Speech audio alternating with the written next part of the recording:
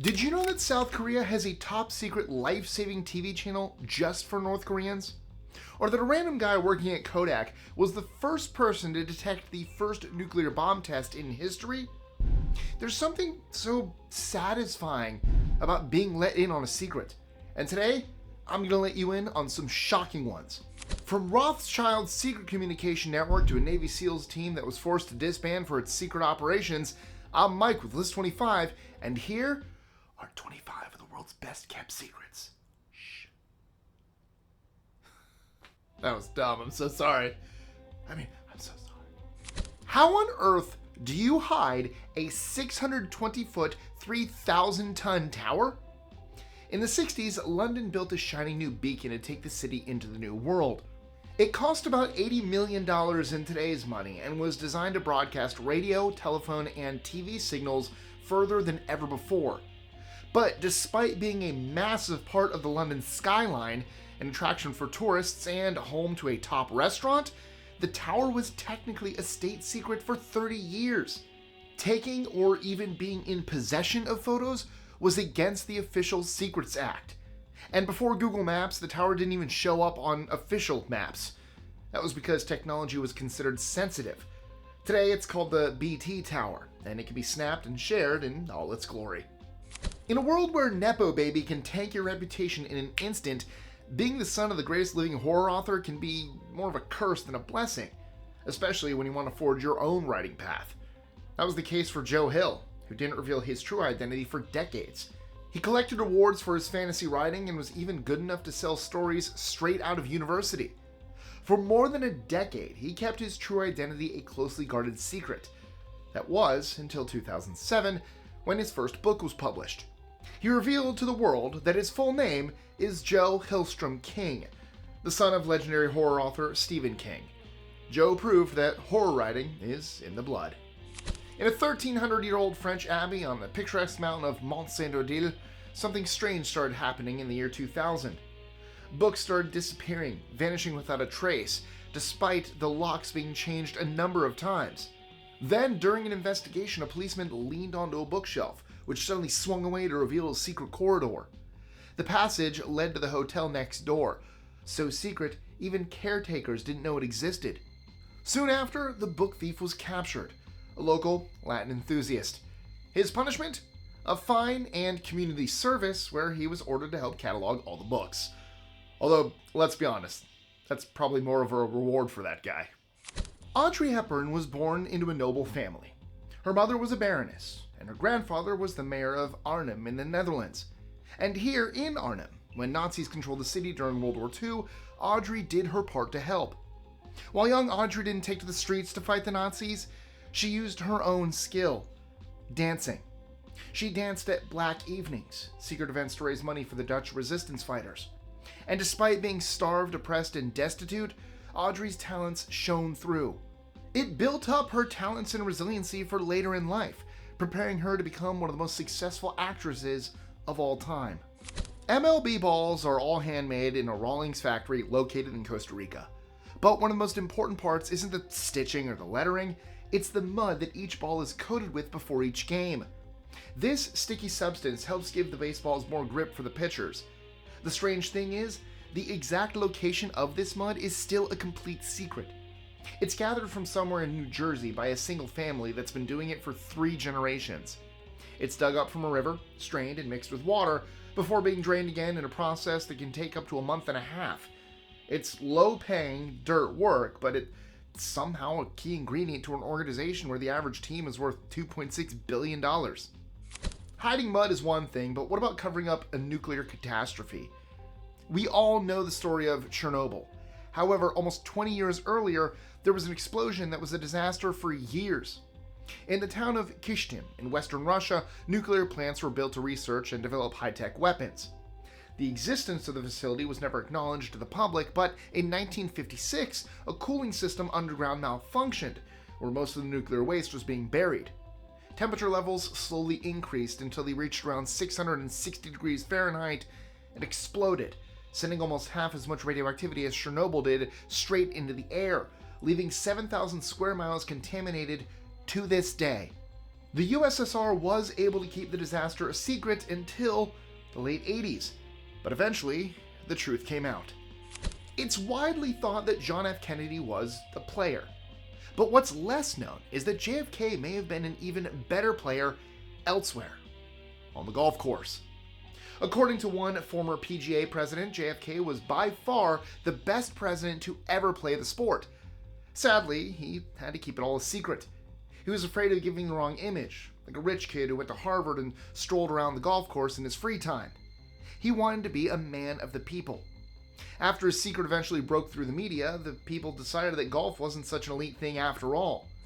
If you're planning a fishing trip in Idaho, there's one place you might want to steer clear of: Lake Pend-Oreille. Not because you'll struggle to get a bite, but because you might be on the hook for something pretty painful. This lake is home to something that the government has tried to keep under wraps. It's called the Acoustic Research Detachment, a secretive naval base used to test cutting-edge submarines. It's the perfect setting, since the lake is over 1,100 feet deep. Most of it's open to the public, but if you notice something big coming up underneath the water, I'd suggest getting out of the way. If you've watched The Residence on Netflix, then you might know there is an official White House chief calligrapher. This person is in charge of handwriting invitations, greetings, and even official documents. Yes, this is still done by hand, rather than printing.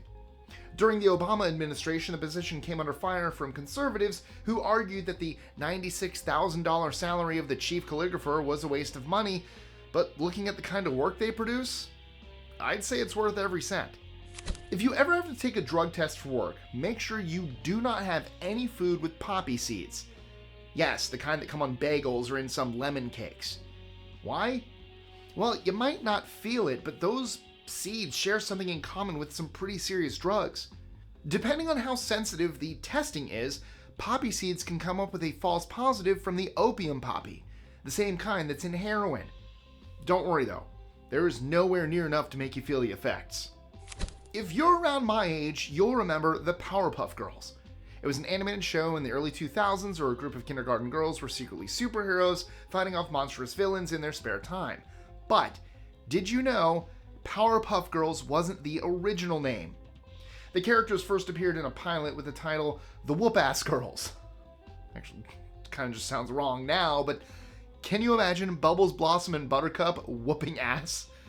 Below the streets that you walk on every day, there are sewage systems, canals, and maintenance passages. But in Los Angeles, there's an entire city down there. A sprawling network of tunnels big enough for people to pass through. In fact, they connect some of the most important buildings in the city, like the Hall of Justice and the Stanley Moss Courthouse. They've been used to transport high-profile prisoners between the court and the prison. And in 1960, $1 billion in cash was moved through these tunnels. These are still sometimes used today by officials. They are LA's best-kept secret, entirely hidden from the public unless you really know where to look. Just like these next secret travelers. What's the best way to send a message these days? Texting? Email? How about Facebook? Well, if you're sending something top secret, you might need something a little more secure. That's why the King's messengers are the favorite way for British monarchs to send classified government documents. Their role goes back more than 800 years, but they don't exactly travel by horseback anymore. Instead, they blend into their surroundings, traveling by car, train, boat, or commercial airplane.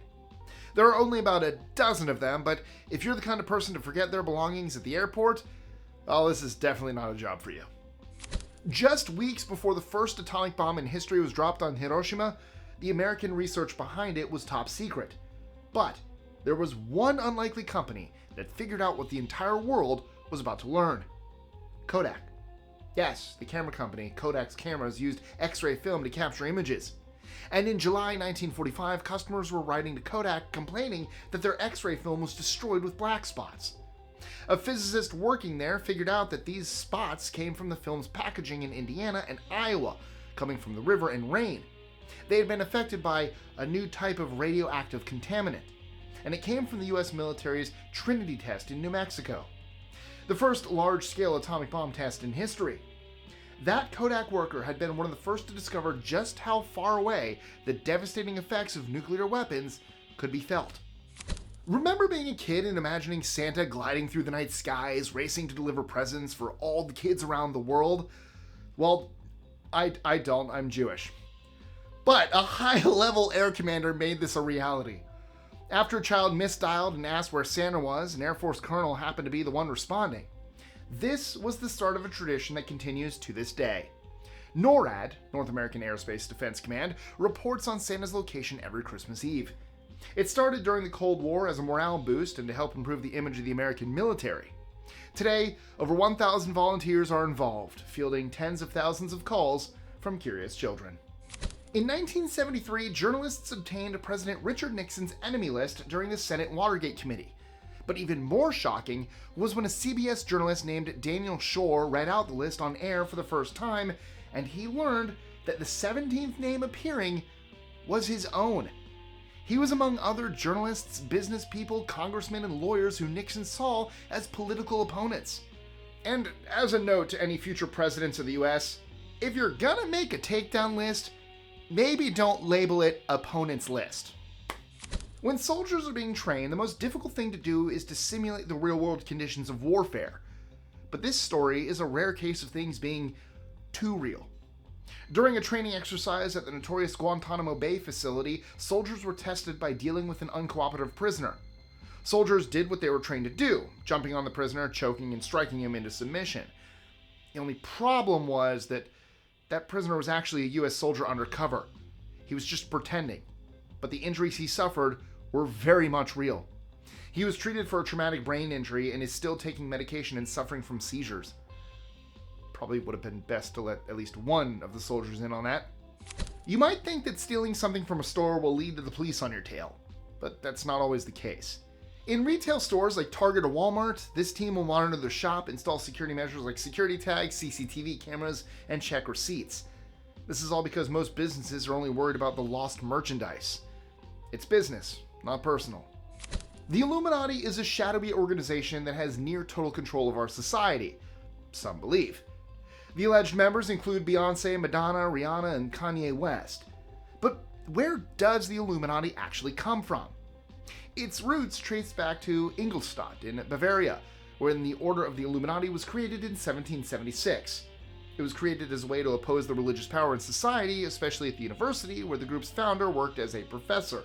They met in secret, under aliases, to discuss Enlightenment ideas of freedom, knowledge, and secularism. It was officially shut down around a decade later, but many believe it still exists, and that it's spread its tentacles all over the world. If you've played video games before, then you're probably familiar with the term Easter egg. This is the idea that secret items, messages, or places can be found within a game, usually with extraordinary difficulty. The concept goes back to a radical game developer more than 40 years ago. Atari had stopped game developers from putting their names on their creations, but developer Warren Robinett decided to leave a trace anyway. He created a room inside the 1980 game called Adventure that was almost impossible to access. However, once inside, players would be greeted with a clear message, created by Warren Robinett. The first to find it was a 15-year-old who contacted Atari and let them know. Rather than being angry, one Atari executive described it as an Easter egg and thought it might actually make players more engaged. And if you've ever watched Grand Theft Auto content, well, you'll know that executive was right. While Pope Leo was waiting to be elected to the top position, there were only very specific foods allowed inside, and that included no whole chickens. Chicken breast, wing, leg, drumstick, or neck? No problem. But if a whole chicken turns up in the dining room, the Vatican has an issue. Why, you might ask? To stop secret messages from being passed to cardinals, a few rules were enforced. Wine and water in clear glasses, no closed pies, and whole chickens were banned. Chickens were seen as the perfect meaty vessel to hide a message in. Strange? Yes. But nothing compared to the church's view on coffee. Believe it or not, coffee was once banned by the Catholic Church. It was considered Satan's drink. Well, if that's the case, Satan must be pretty productive. The brown liquid gold that powers much of the world's economy was still banned during the reign of Pope Clement VIII in the 16th century. He was the first to break ranks and try coffee himself, and that was all it took. From there, he gave it the church's blessing, and the rest is history. So the next time you're enjoying your morning cup of joe, thank Pope Clement. The DMZ is one of the most highly guarded strips of land on the planet. It's the border between bitter rivals who are technically still at war.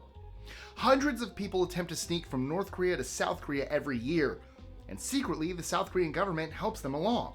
They can't provide any material support, but they continue to broadcast analog TV signals from over the border.